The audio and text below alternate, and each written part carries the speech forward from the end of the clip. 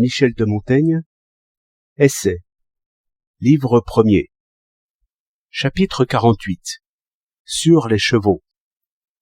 Me voici donc devenu grammairien, moi qui n'ai jamais appris une langue que par l'usage, et qui ne sais pas encore ce qu'est un adjectif, le subjonctif ou l'ablatif. C'est que j'ai entendu dire, il me semble, que les Romains avaient des sortes de chevaux qu'ils appelaient funales, ou dextrarios, que l'on menait de la main droite ou que l'on prenait au relais pour qu'ils soient tout frais en cas de besoin. Et de là vient que nous appelons destriers les chevaux de service, et nos vieux romans de chevalerie disent également adestrer, pour accompagner. Ils appelaient aussi desultorios ecos, des chevaux dressés, de façon à ce que, quand ils galopaient de toute leur force, accouplés l'un à l'autre, sans bride ni selle, les nobles romains, même tout armés, puissent sauter de l'un à l'autre en pleine course. Les hommes d'armes numides menaient par la bride un second cheval, pour changer au moment le plus chaud de la mêlée, eux qui avaient pour habitude, comme nos écuyers, de sauter d'un cheval à l'autre, d'emmener 2 chevaux et de sauter de l'un à l'autre tout armés, au beau milieu du combat, du cheval fourbu sur le cheval frais, si grande est leur agilité et si dociles sont leurs montures. Tite-Live.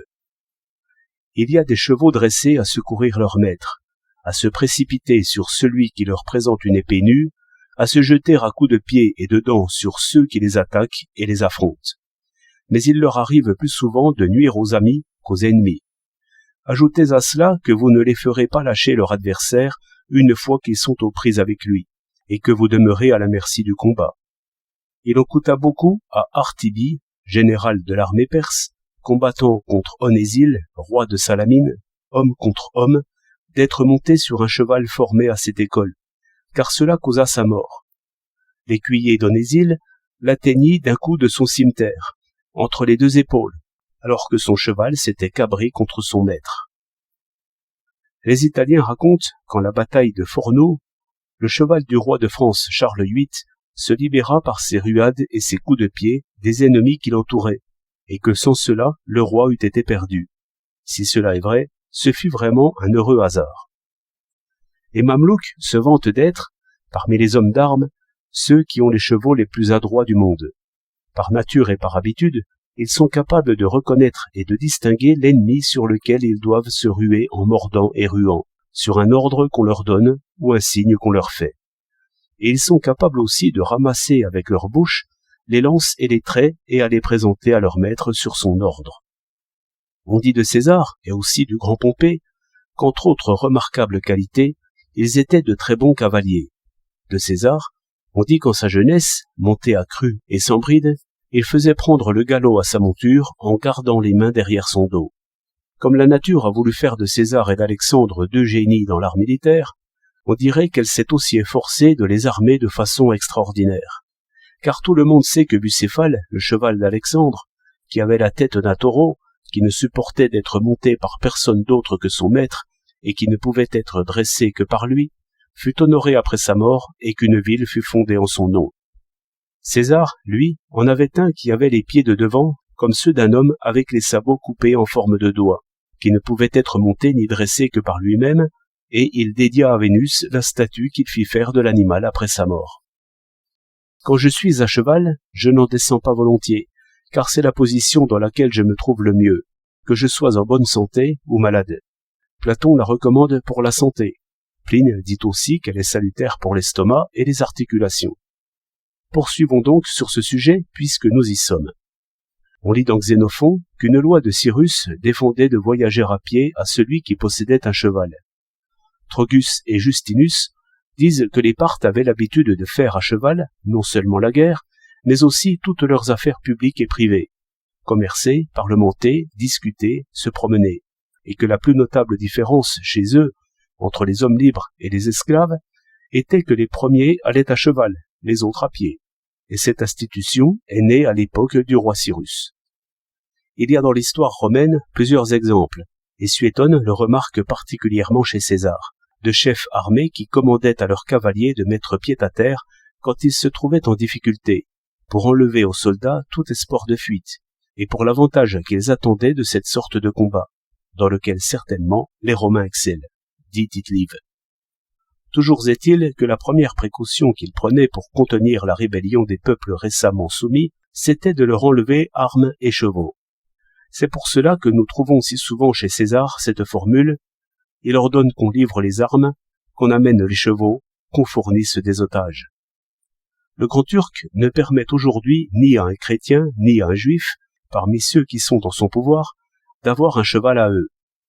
Nos ancêtres, et notamment au temps de la guerre avec les Anglais, dans les combats importants et les batailles rangées, se mettaient la plupart du temps tous à pied, pour ne confier qu'à leur propre force, à leur courage et à la vigueur de leurs membres, des choses aussi précieuses que l'honneur et la vie. Car quoi qu'en dise Chrysantas dans Xénophon, vous confiez votre valeur et votre sort à ceux de votre cheval. Ses blessures et sa mort entraînent la vôtre par voie de conséquence. Son effroi ou sa fougue font de vous un téméraire ou un lâche. S'il ne répond pas à la bouche ou à l'éperon, c'est votre honneur qui devra en répondre. C'est pourquoi je ne trouve pas étonnant que les combats que j'évoquais plus haut aient été plus résolus et plus furieux que ceux qui se déroulent à cheval. Ils fuyaient en même temps et en même temps se ruaient au combat. Vainqueurs et vaincus, ni les uns ni les autres ne connaissaient la fuite. Virgile. Les batailles d'autrefois étaient bien mieux disputées. Aujourd'hui, ce ne sont que des routes. Les premiers cris et la première charge décident de la bataille. Tite-Live. Tout ce que nous exposons à un si grand risque doit être le plus possible en notre pouvoir. Je conseille donc de choisir les armes les plus courtes et celles dont nous sommes le plus sûrs. On peut compter sur une épée bien plus que sur la balle qui sort d'un pistolet, dans lequel plusieurs pièces entrent en jeu. La poudre, la pierre à feu, le chien. Car si la moindre d'entre elles vient à faillir, c'est votre destin qui en pâtit. On n'est jamais sûr du coup que l'on donne, quand c'est l'air qui le porte. Ils confient au vent le soin de mener leur coup au but. Mais c'est l'épée qui a la force, et tout le peuple guerrier dans les combats use du glaive. Lucain. En ce qui concerne le pistolet, j'en parlerai plus en détail quand je comparerai les armes anciennes aux nôtres. Et mis à part son bruit assourdissant, auquel nos oreilles sont maintenant accoutumées, je crois que c'est une arme bien peu efficace, et j'espère que nous en abandonnerons un jour l'usage. L'arme dont se servaient les Italiens, arme de jet et de feu à la fois, était plus effroyable. Ils appelaient falarica une sorte de javeline, terminée par un fer de 3 pieds, capable de percer de part en part un homme portant cuirasse. Elle était lancée tantôt à la main, en rase campagne, tantôt par les machines utilisées pour défendre les lieux assiégés. La hampe, revêtue d'étoupes enduites de pois et d'huile, s'enflammait dans sa course, et s'attachant au corps ou au bouclier, ôtait à l'homme tout usage de ses armes et de ses membres. Mais pourtant, il me semble que lorsqu'on en venait au corps à corps, elle était aussi une gêne pour l'assaillant, et que ces tronçons brûlants, dont le champ de bataille était jonché, constituaient pendant la mêlée un inconvénient pour les deux parties. Avec un bruit strident, la phalarique, lancée à toute force, tomba comme la foudre. Virgile. Ils utilisaient aussi d'autres moyens, auxquels l'usage les avait rendus habiles, et qui nous semblent incroyables parce que nous n'en avons pas l'expérience. Ils suppléaient par là au fait qu'ils ne disposaient pas, comme nous, de poudre et de boulets. Ils lançaient leurs javelots avec une telle force que souvent ils traversaient d'un même coup 2 hommes portant cuirasse et bouclier. Les coups de leur fronde n'étaient pas moins précis et ne portaient pas moins loin. Entraînés à lancer des galets sur la mer avec la fronde et à passer par des cercles étroits disposés très loin, ils n'atteignaient pas seulement leurs ennemis à la tête, mais les atteignaient à l'endroit de la tête qu'ils avaient choisi. Tite-Live. Leurs machines de guerre n'avaient pas moins d'effet et ne faisaient pas moins de bruit que les nôtres. Au bruit terrible des coups assénés au rempart, les assiégés furent pris de peur et même de panique. Tite-Live. Les Gaulois, nos cousins d'Asie, haïssaient ces armes traîtresses et volantes, entraînés qu'ils étaient au combat rapproché qui demande plus de courage. Ce n'est pas la largeur des plaies qui les épouvante, si la blessure est plus large que profonde, car ils s'en font alors une gloire. Mais quand la pointe d'une flèche ou la balle d'une fronde s'enfonce dans leur chair, sans guère laisser de traces visibles, alors, à l'idée de mourir d'une si petite blessure, ils sont saisis de rage et de honte, et se roulent par terre. Tite-Live. Voilà une description bien proche de celle des blessures dues à un coup d'arquebuse. Les 10 000 Grecs, au cours de leur longue et fameuse retraite, rencontrèrent un peuple qui leur causa de grands dommages avec des arcs grands et puissants et des flèches si longues qu'en les reprenant à la main, on pouvait les lancer comme un javelot et percer de part en part le bouclier d'un homme d'armes. Les machines que Denis inventa à Syracuse pour lancer des traits extrêmement lourds et des pierres d'une grosseur effrayante, avec tant de force et une aussi longue portée, ressemblaient fort à nos propres inventions. Il me faut mentionner ici l'amusante attitude qu'avait sur sa mule maître Pierre-Paul, docteur en théologie, qui avait coutume, comme le raconte Monstrelet, de se promener dans Paris monté en Amazone, comme font les femmes. Ce même auteur raconte encore ailleurs que les Gascons avaient des chevaux terribles, dressés pour faire demi-tour au galop, ce qui étonnait énormément les Français, les Picards, les Flamands et autres Brabançons, car ils n'avaient pas l'habitude de voir ça, selon ses propres mots. César disait des Suèves, dans les combats de cavalerie, ils se jettent souvent à terre pour combattre à pied, ayant habitué leurs chevaux à ne pas bouger pendant ce temps, et y remontent en hâte en cas de besoin.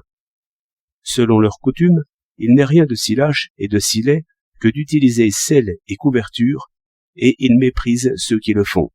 Même en petit nombre, ils ne craignent pas de s'attaquer à des adversaires nombreux. J'ai admiré autrefois qu'on puisse dresser un cheval au point de le conduire de toutes les façons, simplement avec une baguette, la bride rabattue sur les oreilles. Et c'était pourtant une chose ordinaire chez les Massiliens, qui montaient leurs chevaux sans selle et sans bride. Les Massiliens montent leurs chevaux à cru, ignorent le frein, et les dirigent à la baguette. Lucain. Les Numides montent aussi leurs chevaux sans mort. Virgile. Leurs chevaux ne portent pas de mort, n'ont pas belle allure, ont le cou raide et la tête en avant comme en course.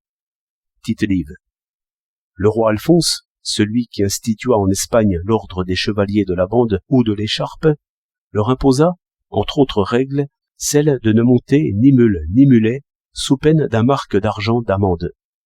J'ai appris cela dans les lettres de Guevara, et ceux qui les ont appelés dorés, sages, portaient sur elles un jugement bien différent du mien. Dans le livre du courtisan, on lit qu'autrefois il était mal vu pour un gentilhomme de chevaucher ce type de monture. Chez les Abyssins, c'est tout le contraire. Plus ils sont proches de leur prince, le prêtre Jean, le Négus, et plus ils cherchent, pour la dignité et la pompe, à monter de grandes mules. Xénophon raconte que les Assyriens tenaient toujours leurs chevaux entravés chez eux, tant ils étaient d'humeur difficile et farouche. Les détacher et les harnacher prenaient tellement de temps que, pour éviter les inconvénients que cette lenteur pouvait présenter, s'ils venaient à être attaqués à l'improviste par leurs ennemis, ils ne séjournaient jamais dans un camp sans que celui-ci fût enclos de remparts et de fossés. Cyrus, si grand maître dans l'art de la cavalerie, traitait les chevaux comme ses compagnons, et ne leur faisait donner de la nourriture que s'ils l'avaient gagnée à la sueur de quelque exercice. Les Scythes, quand la disette les poussait à la guerre, tiraient du sang de leurs chevaux, et ils s'en désaltéraient et nourrissaient. Et le Sarmate aussi, qui se repaît du sang de son cheval, Martial. Les Crétois, assiégés par Métellus, n'ayant vraiment rien d'autre pour se désaltérer, en vinrent à boire l'urine de leurs chevaux. Voici la preuve que les armées turques sont conduites et entretenues à meilleur compte que les nôtres. On dit que leurs soldats ne boivent que de l'eau, ne mangent que du riz et de la viande salée réduite en poudre. Ainsi, chacun peut-il facilement porter sur lui des provisions pour un mois. Mais ils savent aussi se nourrir du sang de leurs chevaux, qu'ils salent, comme les Tartares et les Moscovites.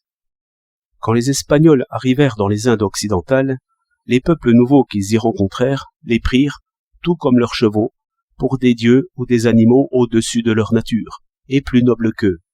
Certains d'entre eux, après avoir été vaincus, venant demander paix et pardon aux hommes en leur apportant de l'or et de la viande, firent de même pour les chevaux, à qui ils adressèrent le même discours qu'aux hommes, prenant leur hennissement pour des propos favorables à un arrangement et à une trêve. Dans les Indes orientales, c'était autrefois un honneur royal et suprême que de monter un éléphant. Ensuite venait celui d'aller dans une voiture tirée par 4 chevaux, puis celui de monter un chameau. Et le dernier et le plus bas degré de l'échelle consistait à être porté ou tiré par un seul cheval.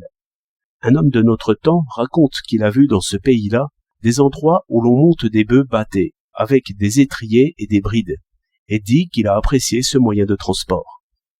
Quintus Fabius Maximus Rutilianus, combattant les Samnites, et voyant que ses cavaliers, malgré 3 ou 4 charges, n'étaient pas parvenus à enfoncer les bataillons des ennemis, prit cette décision. Il fit lâcher la bride et éperonner à toute force les chevaux, de telle façon que rien ne puisse plus les arrêter, et passant à travers les armes et les hommes culbutés, ils ouvrirent ainsi la voie aux fantassins qui parachevèrent la victoire. C'est aussi ce que fit Quintus Flavius Flaccus contre les Celtibères. Vous rendrez le choc plus brutal si vous débridez les chevaux que vous lancez contre l'ennemi. C'est une manœuvre qui a souvent réussi dans le passé et qui fait honneur à la cavalerie romaine. Ainsi débridés, les chevaux percèrent 2 fois les rangs ennemis, allant et venant, brisant les larmes, brisant les lances et faisant grand carnage. Tite-Live. Dans les temps anciens, le duc de Moscovie devait cette marque de respect aux Tartares. Quand ils envoyaient vers lui des ambassadeurs, il devait aller à pied au-devant d'eux et leur présenter un gobelet de lait de jument, breuvage dont ils font leur délice. Et si en buvant quelques gouttes venaient à tomber sur le crin de leurs chevaux, il devait les lécher avec la langue. L'armée que l'empereur Bajazet II avait envoyée en Russie subit une tempête de neige si terrible que pour s'en protéger et avoir moins froid, certains eurent l'idée de tuer et éventrer leurs chevaux pour se blottir dedans et profiter de cette chaleur vitale. Bajazet Ier, après cette dure bataille où il fut vaincu par Tamerlan, s'enfuyait à toute allure sur sa jument arabe. Mais comme il traversait un ruisseau, il fut contraint de la laisser boire tout son soûl, ce qui la rendit si flasque et si molle qu'il fut ensuite très facilement rattrapé par ses poursuivants. On dit bien qu'on ramollit les chevaux en les laissant pisser, mais j'aurais plutôt pensé que la laisser boire l'eût revigoré. Crésus, passant près de la ville de Sardes, trouva des pâturages où se trouvait une grande quantité de serpents, que les chevaux de son armée mangeaient de bon appétit, ce qui, selon Hérodote, était un mauvais présage pour ses affaires. Nous appelons cheval entier celui qui a crinière et oreille, et on ne met pas les autres en vente. Les Lacédémoniens ayant défait les Athéniens en Sicile, et revenant en grande pompe dans la ville de Syracuse, firent, entre autres bravades, tondre les chevaux des vaincus, et les montrèrent ainsi lors de leur triomphe. Alexandre combattit un peuple scythe, les Daès, dont les derniers allaient à la guerre 2 par 2 avec leurs armes sur le même cheval. Mais dans la mêlée, l'un mettait pied à terre, et ils combattaient ainsi, tantôt à pied, tantôt à cheval, chacun à son tour. Je ne pense pas qu'aucun peuple l'emporte sur nous autres en matière de savoir-faire et de grâce à cheval. Pourtant, dans notre usage courant, un bon cavalier semble plus désigner quelqu'un de courageux que d'adroit. Le cavalier le plus savant que j'ai connu, le plus sûr, le mieux capable de maîtriser un cheval, c'était, à mon avis, Monsieur de Carnavalet, qui était au service de notre roi Henri II. J'ai vu un homme laisser galoper son cheval étant debout sur la selle, la jeter à terre et, en repassant, la réinstaller et s'y rasseoir. Tout cela à bride abattue. Ayant passé par-dessus un chapeau, il l'atteignait par derrière avec les flèches de son arc. Il ramassait ce qu'il voulait à terre, tout en gardant un pied à l'étrier. Il faisait encore d'autres tours semblables, et en tirait de quoi vivre. De mon temps, on a pu voir à Constantinople 2 hommes qui, quand leur cheval était lancé, se jetaient à terre et remontaient en selle tour à tour. Un autre qui bridait et harnachait son cheval en se servant seulement de ses dents. Un autre encore qui se tenait entre 2 chevaux avec un pied sur chaque selle, portant un comparse à bout de bras, en plein galop. Et ce dernier, une fois debout, tirait, toujours en plein galop, des coups au but avec son arc. D'autres enfin, les jambes en l'air, galopaient à bride abattue, la tête sur leur selle, entre les pointes de cimeterre attachées au harnais. Dans mon enfance, j'ai vu le prince de Sulmone, à Naples, faisant 1000 tours avec un cheval fougueux, et tenant sous ses genoux et ses orteils des pièces de monnaie, comme si elles y avaient été clouées, pour bien montrer la sûreté de son assiette.